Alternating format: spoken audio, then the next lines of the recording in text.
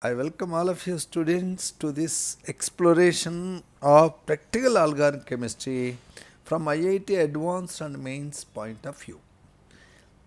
Here we confine ourselves to simple tests like uh, how many of the following compounds can respond to a test with Lucas reagent is a standard question. To answer this, you should know that Lucas reagent is a paste of concentrated HCl and ZnCl2. In this test, a tertiary alcohol, for example, readily reacts with the Lucas reagent so that you are getting a alkyl halide which is least soluble in water with no prospect of hydrogen bonding.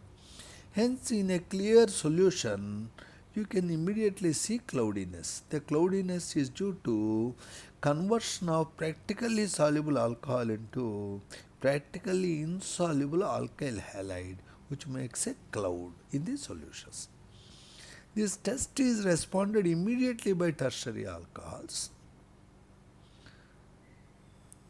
like tertiary butyl alcohol, and the reaction takes about 5 to 10 minutes for secondary alcohols. The reaction is not feasible at room temperature with primary alcohols. Question: why tertiary alcohol is responding so rapidly means the reaction proceeds by SN1 mechanism. It involves the formation of a stable carbocation, tertiary butyl carbocation in this case, which readily becomes alkyl halide. The role of ZnCl2. Here actually the OH is the leaving group, which is a very bad leaving group. Here the Cl is taking the position of OH. The incoming nucleophile is also a very poor nucleophile. Two fellows are stupids.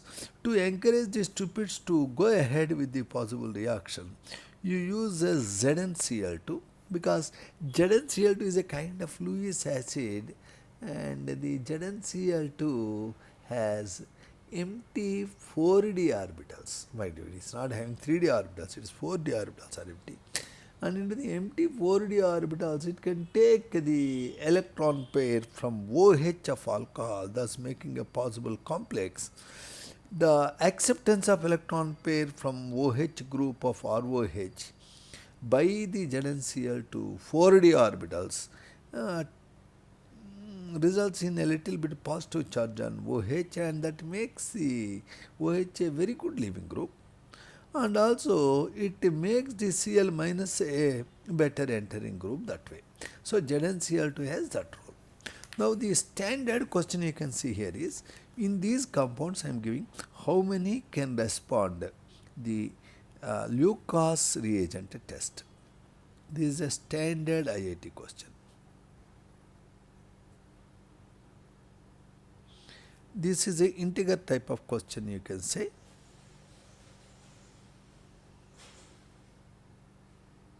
Okay, let us confine ourselves to this. Let us not add any more. In this, how many can answer the Lucas test means you should apply a little bit thinking. It is allyl alcohol. The allyl carbocation is resonance stabilized. It can proceed through SN1 mechanism. In phenol, the COH bond is having a double bond nature and it is very difficult to get out. It won't react. This is a primary alcohol. Primary alcohol, primary carbocation formation is very difficult, so it won't respond to Lucas test at room temperature. This fellow cannot respond to Lucas test at room temperature for the same reason, primary alcohol. This gives a benzyl carbocation which is resonance stabilized. Probably it can react with Lucas reagent. Therefore, in this lot, how many are reacting? 1 is reacting and 2 is reacting. Only 2. Suppose they had add this compound, can it give the test with the Lucas reagent at room temperature? Probably no. Yes.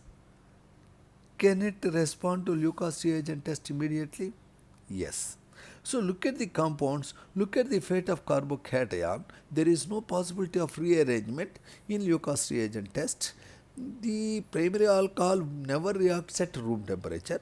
They are asking at room temperature how many of the following compounds can react with Lucas reagent. You should answer like that. There is a second question, to identify alcohols, you have another test called Victor-Meyer test. In Victor-Meyer test, raw is the keyword. Let us see what it is a little later.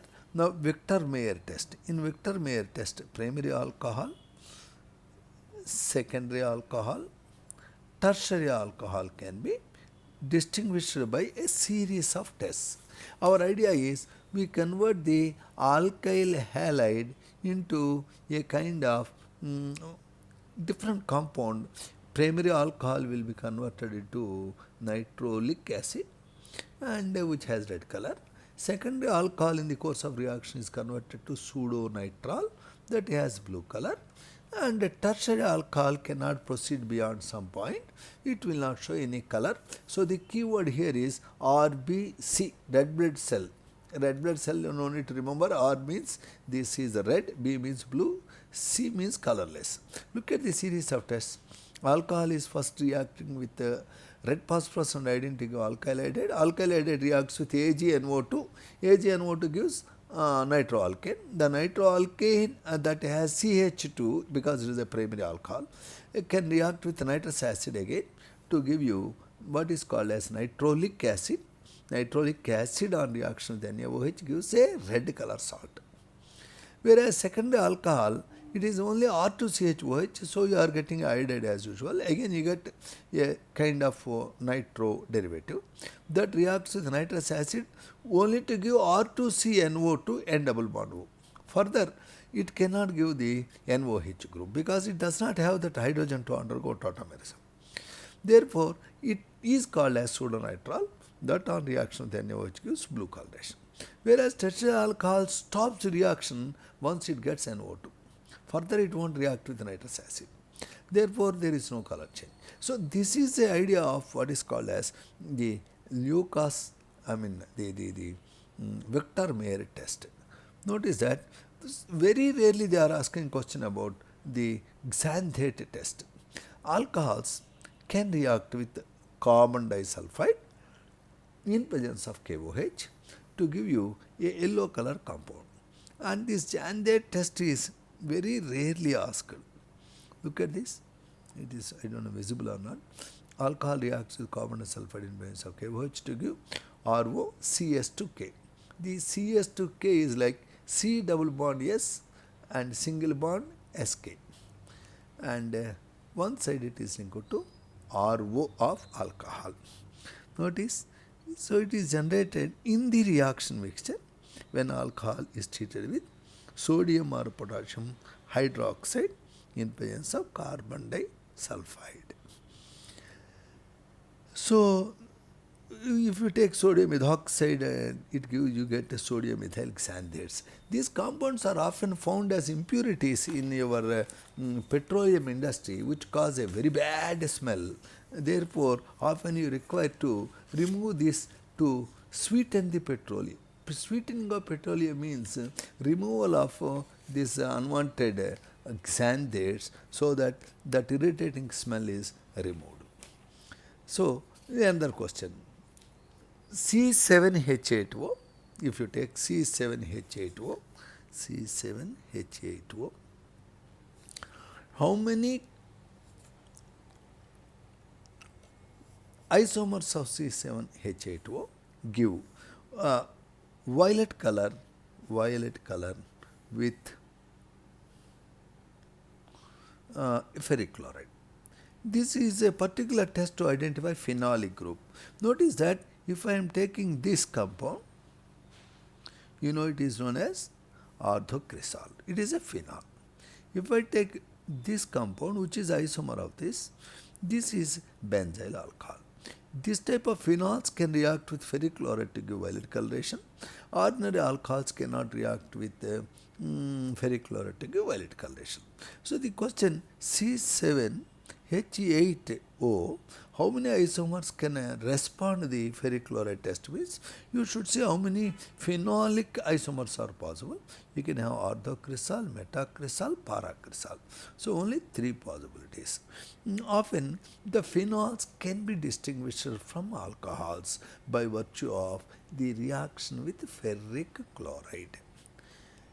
Phenols can also undergo a kind of diazo coupling reaction, which is not seen in the case of artery alcohols. For example, if you have a phenol like this can react with the benzene diazonium chloride, N2 plus Cl minus. This particular hydrogen, this particular Cl will be eliminated so that you get a compound like this. This is called a azodie and it has a characteristic orange color. This type of azodies are given by phenols, not given by your ordinary alcohols. Notice that the reaction between the phenol and diazonium chloride must be carried out in a mild basic medium. That's very important. Medium should be basic. Okay. Another question. Phenol, the OH being a highly reactive group, activating group for benzene. Normally benzene is electron rich center. It undergo electrophilic substitution. If there is a powerful electron releasing group like alkoxy, hydroxy, that activates the benzene ring. So if you simply put bromine in aqueous solution or bromine water, 3 bromines will be substituting. So you are getting 2,4,6 tribromo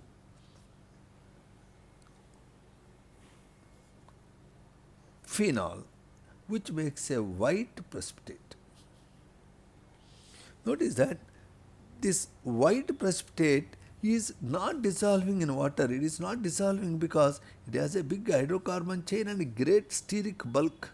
Due to the bigger size of this molecule and being very having covalent nature, this is not soluble in water. Though it has a OH that is capable enough to make hydrogen bonds, the steric hindrance dominates. Notice that this test of phenol with bromine water to give a white precipitate of 2,4,6 tribromophenol, the similar test can also be observed for aniline, because even NH2 is an activating group. So even when aniline reacts with bromine water, you get a white precipitate. So because of the fact that a compound is giving white precipitate on adding bromine water, I can't conclusively say that it is phenol. It can be even aniline. So how to identify whether it is aniline or phenol? That makes an interesting IIT advanced question. Notice that aniline can be identified by what is called as a carbylamine test. Carbylamine test is the test of primary amines, especially aromatic primary amines, with the chloroform and NaOH, wherein you get a unbearable bad smell. Also, aromatic phenols, they react with ferric chloride to give violet coloration. Therefore, if somebody says a compound is giving white precipitate with bromine water, you can't say it is phenol. You require another test, either with ferric chloride or with carbylamine test. Carbylamine test is technically important in one way also. In carbylamine reaction, the aniline reacts with chloroform and NaOH, and this reaction actually involves what is called as dichlorocarbene as a reacting species. The dichlorocarbene is formed because of acidic nature of chloroform. There are 3 electron withdrawing groups on carbon of chloroform that makes it reasonably acidic. So the reaction proceeds through dichlorocarbene formation. Notice that in the reaction of we will be looking at that idea further. At the moment I am saying that primary amine react with chloroform and NaOH to give you the isocyanide. Thank you.